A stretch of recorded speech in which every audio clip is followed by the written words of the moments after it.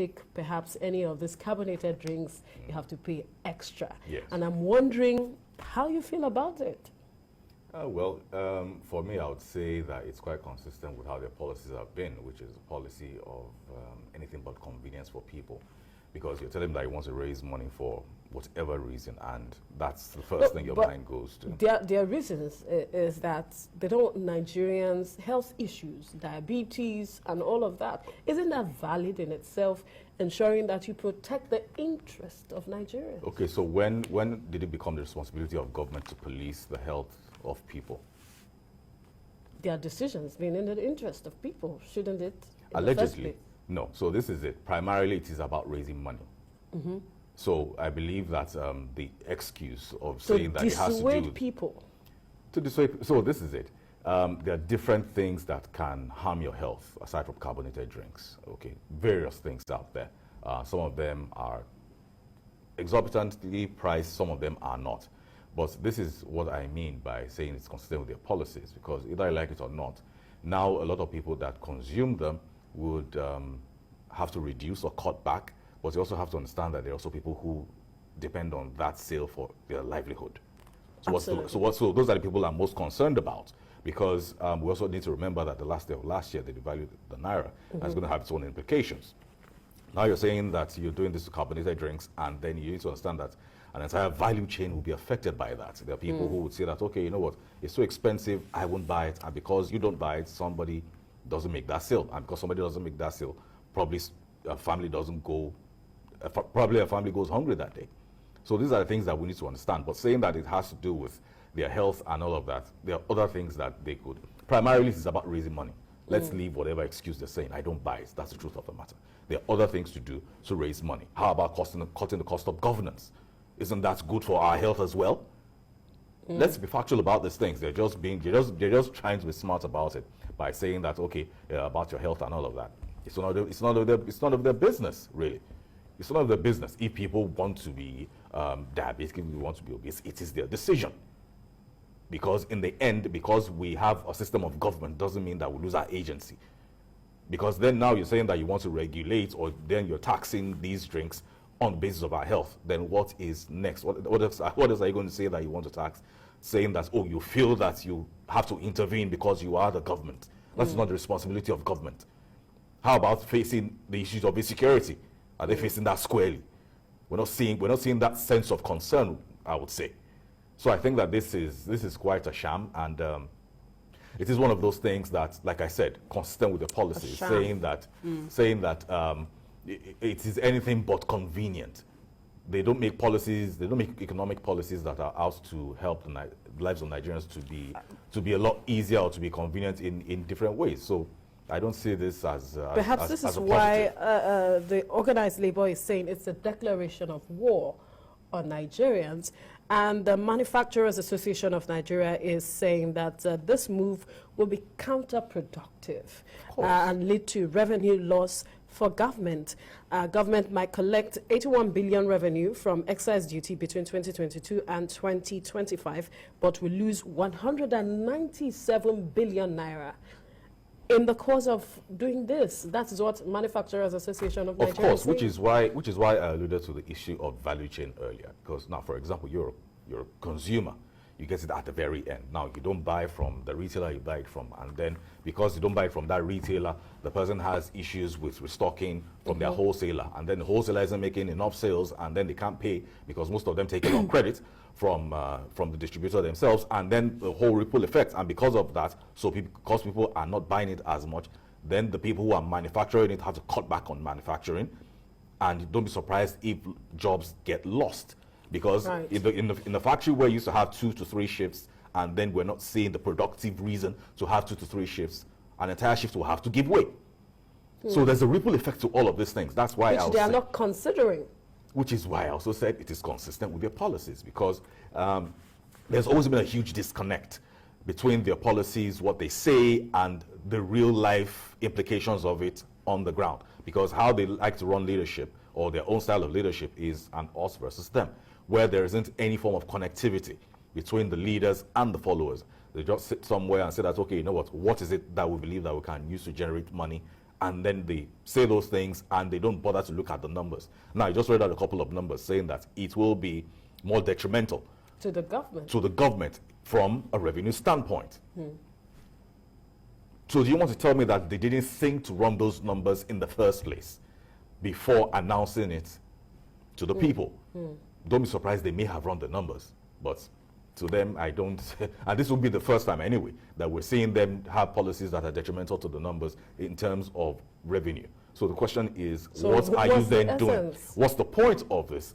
Is it targeted at certain brands, or what is the point exactly of this? If in the end, from a revenue standpoint, you're still going to lose, and then there are like people that are still going to buy it, are going to buy it. There are people that have already stocked it in their homes. There are people that have it. So there are people that also need to have a lot of it because of some form of diabetes they have, because they have low blood sugars. There's some people that need to take 2 to 3 bottles of these carbonated drinks on a daily basis.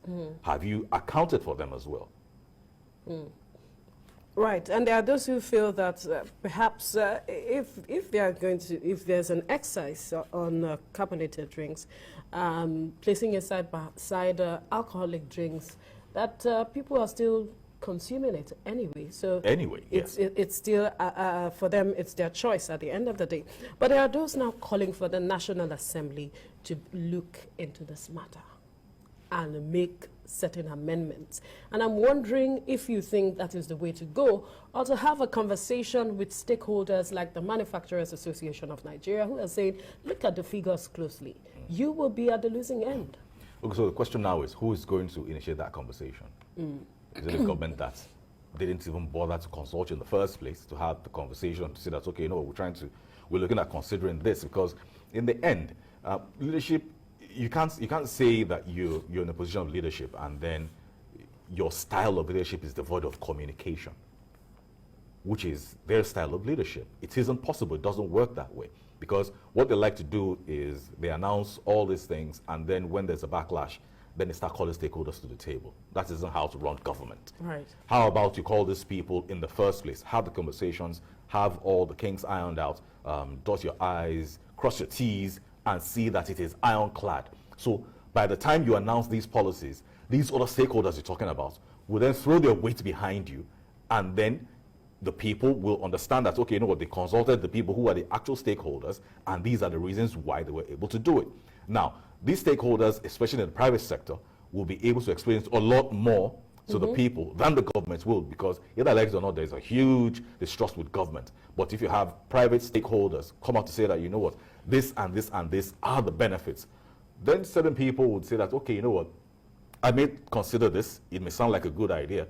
Mind you, there are people that you would never change their mind. Absolutely. Even if you say that you'll be bringing a bag of rice to their homes every single day, or that you are able to identify or outline the benefits to them. There's some people that you'll never change their minds. But how about you change the minds of a lot of people? Because in the end, you can't say that you're leading people and then en masse people aren't really following, because there's a huge distrust with how you engage with them. So how about they have those conversations in the first place, which is something we have always complained about with this government. But what we keep hearing is, oh, it's not their style of governors to communicate or to say this and say that. And then we're asking, so what are you doing there exactly? Because I'm glad that we're out of the conversation or the era of body language, even though that is still what we're getting to see these days. But how about you communicate, and you communicate effectively? Because in the end, even with effective communication, a lot of things still get lost in translation, process, yes. Translation and comprehension.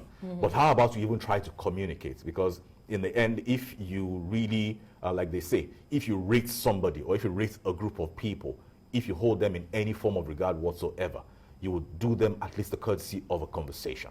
Absolutely. Not after the fact, then expecting them to come to the table and then ring their fingers with their hands and say that, okay, you know what, this is not how to go. And but for me, like I said, still consistent with the style of government. In other areas, we have seen them act this way, and personally, I wasn't so surprised. But we've always been speaking about creating a conducive environment for businesses to thrive, and to also, you know, encourage other businesses outside of the country so that we can, you know, boost our foreign direct investment. And now we are having things like this. Now, we've seen, even in some years back, we saw how some brands had to move outside the country because of decisions like this. Yes. They went to other African countries, and I'm wondering, the impact on businesses, where does this leave us? Are we really paying attention to what we are doing, to the things, the decisions we are making, and how it is impacting businesses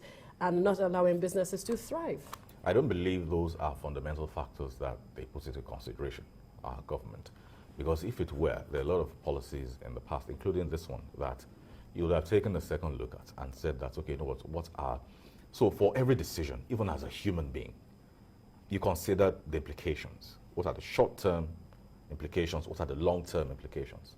Short-term gains, short-term losses, long-term gains, long-term losses. The question is, I don't believe that they analyze their policies or the decisions based on those parameters at the very least, on the fundamental level now.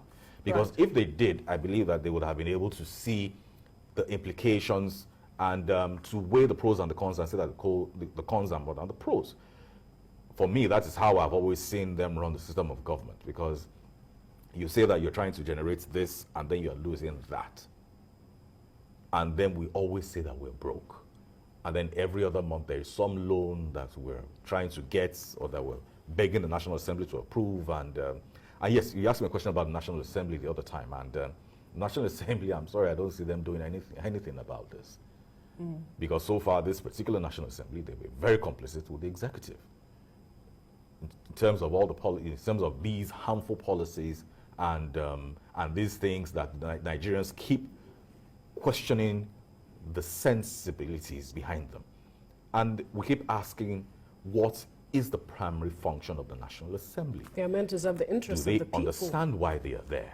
Because in the end, they are even the front line or the first people who are there to represent the people at that level, and then engage the executive and other branches of the government to say that, you know what, this is what my people are saying. I represent a constituency. Because a lot of them seem to forget that they are there because they represent a group of people. Some of them believe that they just got there. I don't know, because I think maybe another election cycle is around the corner, so maybe that's when they remember that they have constituents. Because in the last couple of years, how many of them have had constituency meetings? How many of them have been able to commission projects? Well, they will tell you that they went back to their constituents recently. To do what? To campaign for the next election, or to communicate what? Did they talk about the issues bordering on the direct or indirect primaries? So this is it. Most of the time when you have them, the few of them that go back to their constituencies, they go there to talk, they don't go there to listen. Okay. So what's the point of a constituency meeting when you don't go there to listen? Because you are there to serve. Right. So you're there to get feedback. That's the primary responsibility of a constituency meeting. To listen, to get feedback from the people that have sent you. But the people can also hold them to account because they put them there. Exactly. Also should demand that they listen. Exactly. Right. Which is something that we have also not been seeing, and we've talked about that here time and time again. But I would always say that people are quite jaded in terms of having to say that we're holding them accountable because you have some of them. The other day we saw a video this past week of someone in the southeast, someone that represented the people. Who was angry. Who was angry. His constituent, threw a fit. The constituent said he shouldn't contest or recontest. Recontest. And he threw a fit, an adult. Because what I expected was he would have been able to take that feedback and then have a conversation with him and then have to convince him so that, okay, you know what, these are the likely challenges that I faced. How about you give me another shot? And then we can see how this works. Because in the end, yes, he was speaking for a group of people, but that wasn't going to be the decider of the next election. Right. But how about you have a conversation with him? So you say that at various levels, that has been the style of governance that we've had in this country. And I would say that that is the reason why we're where we are today. Because we don't bother to get adequate feedback from the people that they're serving to say that, okay, you know what, this is how I want to be served. They just say, okay, this is how we want to serve you. Well, not serving anyway, because that's not their mentality. But they'll say, this is how we want to rule you. And then people say, no, that's not how we want it. So there's that gap, that vacuum has always been there. and on a daily basis, it Right. keeps expanding. And I think it is quite unfortunate. But the Manufacturers Association are really interested on having perhaps a win-win situation with regards to this. Something for them has to be done. We cannot, they feel we cannot just leave this decision by government like this. Of course. Can there be a win-win situation at the end of the day? And if there would be, what would it look like? So from the side of the government, they'll tell you a win-win is telling you that it's from 10% to maybe 5%. And the question is, adding it in the first place is the challenge. So I believe that they were also counting on stakeholders to come to the table or to request to come to the table and then have a conversation. Don't be surprised by the end of maybe next week or by the end of this month, and then you hear that, okay, that they had a conversation, and then they appear to be very reasonable, and then they say, no, it's not going to be 10%, it's going to be 5%, or it's going to be 7.5%. The question is, should it be there in the first place? Is that a priority? Is that immediate priority to raise funds, whatever purpose you're trying to raise funds for? So that for me is, so I'm not sure where the win-win is going to come from, because either we like it or not, the government won't really be losing from their own perspective. Now, we are saying it that they'll be losing a lot of revenue. Are they saying it from that perspective? They are not saying it. They're not saying it from that perspective. The Manufacturers Association has said that. They've said it, and then I believe that they will tell them again. But the question is, should they just be hearing about it from the Manufacturers Association of Nigeria? That's why I asked earlier that did they run the numbers before making the final decision that this is the way to go. So I think it is going to be quite sad if the first time or when they're really considering that part of the conversation is when they're having the conversation with Manufacturers Association of Nigeria, or maybe when they've said it now, they read it on the front pages of the newspapers, or maybe while we're having this conversation. Because for me, that tells me that you are ill prepared, and that is something that we are seeing branch out from various parts of our government and our leadership. So the question is, what system of leadership are you using to govern over 180 million people? What system are you using? Are you being careful? Are you being analytical? Are you using the numbers? Are you using data? Well, we know how we are with data in this part of the world, that our data management and data gathering is somewhat poor. Yes, but I'll believe that at the level of government, that they have a lot of access. They do have access. They have access. So the question is, what are they doing with that access? Or is it just access that is only convenient for maybe when they want to clamp down on certain people, or maybe when they want to target certain people? But when it is about using those numbers or the data or that access and the influence to add it to having constructive policies, to having progressive policies, we don't see them throw their weight behind that access and throw their influence around. So then again, I ask, what style of leadership are they practicing? That's if they're even practicing any form of leadership anyway. Well, we do hope that there would be some level of win-win situation for Nigerians, especially those who are in this part of the world, in Lagos, who love partying, and carbonated drinks are part of this. Yes. It's going to be it's difficult. It's a part of life. It's a part of the events circle, and like I said, the entire value chain is big. Right. We must leave the conversation here now. Strategy Consult